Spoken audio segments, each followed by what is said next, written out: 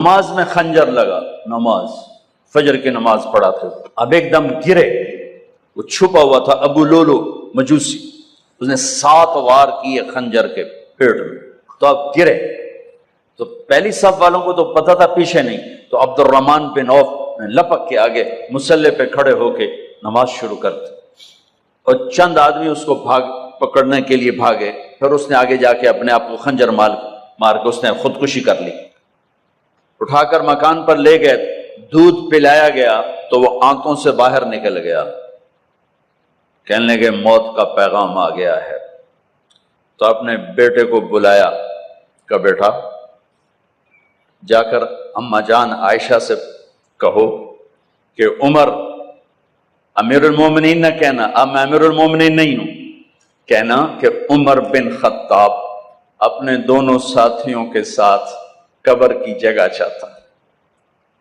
اگر مجھے اجازت مل جائے تو مجھے وہاں دفن کرنا، اگر اجازت نہ ملے تو مجھے عام قبرستان میں دفن کر دیں۔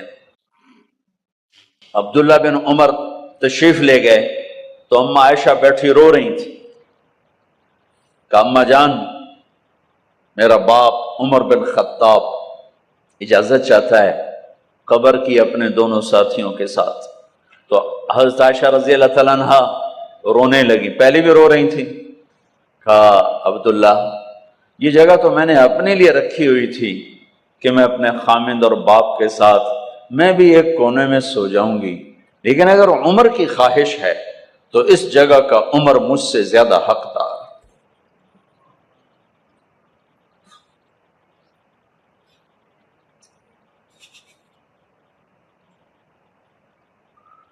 بیٹے نے آ کر کہا ابا جان مبارک ہو، اجازت ہو گئی، کہا بیٹا ہو گئی، لیکن جب میری میت اٹھاؤ تو دروازے پر جا کر رکھنا اور ایک دفعہ دوبارہ پوچھنا، ہو سکتا ہے میرے شرم میں اجازت دی ہو اور میرے مرنے کے بعد انکار فرما دیں، تو ایک دفعہ دوبارہ پوچھنا، اس وقت بھی اجازت ملے تو پھر لے جانا ورنہ واپس لے جانا۔ حضرت علی اور حضرت حسن تشریف لائے جس دن انتقال ہو رہا ہے، تو گھبراہٹ دیکھی تو حضرت علی نے فرمایا عمر موت سے ڈر گئے ہو؟ کہ نہیں موت سے نہیں ڈرا، موت کے بعد کیا ہوگا اس سے ڈر گیا۔ یہ کون کہہ رہا ہے؟ میرے بعد کوئی نبی ہوتا تو عمر ہوتا، یہ وہ کہہ رہا ہے۔ یہ کون کہہ رہا ہے؟ آپ نے کہا آج رات میں جنت میں گیا تھا، میں نے ایک بڑا خوبصورت محل دیکھا، سونے چاندی زمرد یاقوت موتیوں کا، میں نے کہا یہ کس کا ہے؟ تو مجھے کہا گیا یہ آپ کے غلام عمر بن خطاب کا ہے۔ کون کہہ رہے ہیں؟ موت کے بعد جو ہوگا اس سے ڈر رہا ہوں۔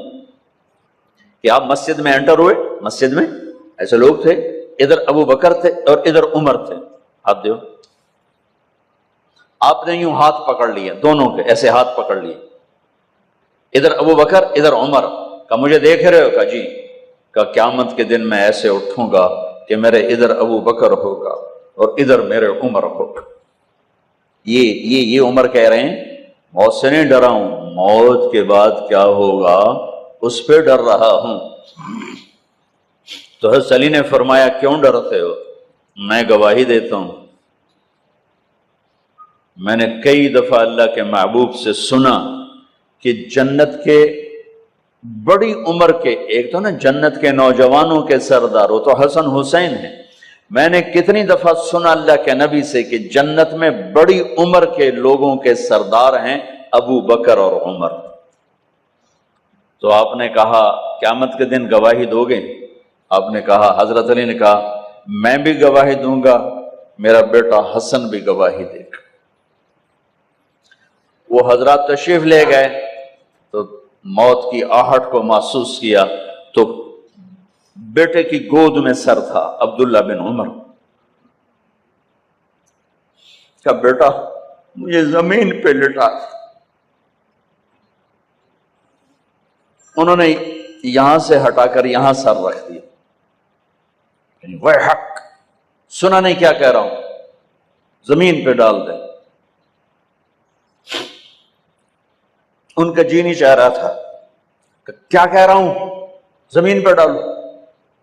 انہیں آگے کر دے، خود پیچھے اٹھ، اپنا چہرہ مٹی میں یوں رکھ لیا اور مٹی میں منہ ملنے لگے ایسے، اور کہہ رہا ہے ویل ویل لک یا عمر ان لم یغفر لک عمر ان لم یغفر لک ربک، اے عمر اگر تیرے رب نے آج تجھے معاف نہ کی تو تو ہلاک ہو۔ ویل لک ولامک ویل لک ولامک یا عمر ان لم یغفر لک ربک، عمر اگر آج تجھے اللہ نے معاف نہ کی تو تو ہلاک ہو۔ اتنے بڑے مقام والے 1,24,000 میں ایک آدمی ہے مراد، جسے مانگا گیا ایک آدمی، یا اللہ عمر دے دے میرے اسلام کی بلندی کے لیے۔ وہ کہہ رہے ہیں ویل لک یا عمر ان لم یغفر لک رب،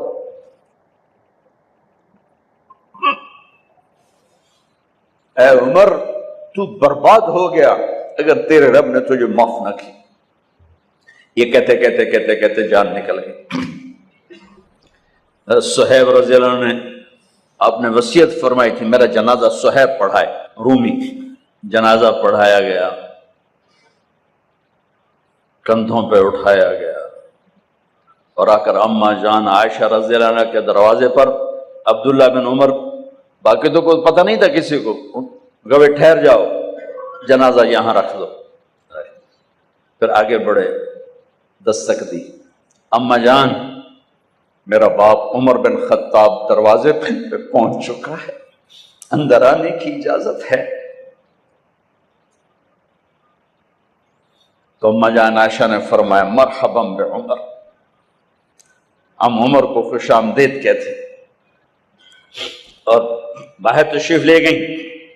وہیں حجرہ مبارک میں قبر کھودی گئی تو عبداللہ بن عباس فرماتے ہیں کہ میرے کندھے پر کسی نے ہاتھ رکھا، تو میں نے یوں پیچھے مڑ کے دیکھا تو جناب امام المتقین حضرت علی کھڑے ہوئے رو رہے تھے اور فرما رہے تھے عمر مجھے پتا تھا تیرے سوا یہاں کوئی نہیں آ سکتا، مجھے پتا تھا یہاں تو ہی آئے گا اور کوئی نہیں آ سکتا، چونکہ میں نے ہزاروں دفعہ سنا خرجت انا و ابو بکر و عمر دخلت انا و ابو بکر و عمر، میں نے ہزاروں دفعہ اپنے نبی کی زبان سے سنا میں اور ابو بکر عمر گئے تھے، میں اور ابو بکر عمر آئے تھے، میں اور ابو بکر عمر اندر گئے تھے، میں اور ابو بکر عمر باہر گئے تھے، میں نے اپنے نبی کے نام کے ساتھ تجھے اور ابو بکر کو اتنا سنا ہے کہ کسی کو نہیں سنا، لہذا مجھے پتا تھا تو اسی جگہ پہ آئے گا، تیری یہی جگہ ہے۔ میرے بھائی بہنوں، یہ وہ لوگ ہیں جنہوں نے رضی اللہ عنہ کا ٹائٹل جیتا اور پھر روتے روتے مر گئے۔ مجھے کیا خبر کیا ہونے والی، آپ کو کیا خبر کیا ہونے والی؟ بے شک میرا رب رحیم ہے، اس کے رحم کے تو فعلی کام بنے گا، کیڑیاں تقریراں تے کیڑے علم، کیڑیاں نمازاں تے کیڑیاں تجدہ، کم تو اس کی رحمت پر بنے گا، پر یہ اعمال اس کی رحمت کو لینے کا راستہ ہیں۔ یہ بھی ٹھیک نہیں ہے کہ اللہ غفور الرحیم ہے آپ ہی معاف کرے گا، یہ یزید اور حسین کو برابر تو نہ کر، آل رسول کی بوٹی بوٹی نوچ دی جائے اس کی رضا کو ڈھونڈنے کے لیے۔ وہ نہیں کہہ سکتے تھے اللہ بڑا غفور الرحیم۔ اس لیے بھائی بہنوں، معاملہ بے شک اللہ کی ذات سے ہے، بڑا کریم ہے، آنسو دیکھنا چاہتا ہے، ندامت دیکھنا چاہتا ہے۔ کون ہے جس سے گناہ نہیں ہوتی؟ کون؟